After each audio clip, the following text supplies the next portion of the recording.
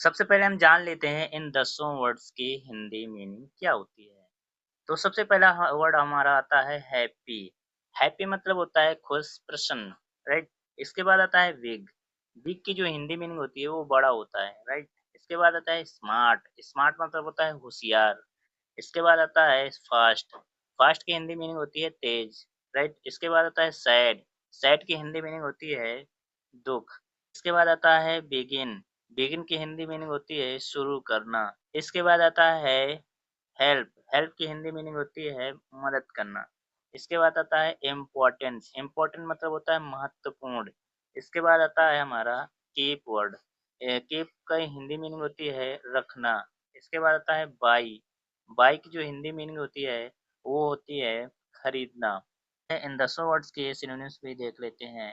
तो happy, happy word का synonyms होते हैं जॉयफुल, चेयरफुल। इसके बाद आता है बिग। बिग के जो सिनोनिम्स होते हैं लार्ज होता है, ह्यूज होता है। इसके बाद आता है स्मार्ट। स्मार्ट के जो सिनोनिम्स होते हैं वो इंटेलिजेंट होते हैं, क्लेवर होते हैं। इसके बाद आता है फास्ट। फास्ट की जो सिनोनिम्स होते हैं वो क्विक होता है, रैपिड होता है। इसके बाद आता है सैड। सैड के जो सिनोनिम होता है वो अनहैप्पी होता है, सॉरोफुल होता है। इसके बाद आता है बिगिन। बिगिन के जो सिनोनिम्स होते हैं वो स्टार्ट होता है, कमेंस होता है।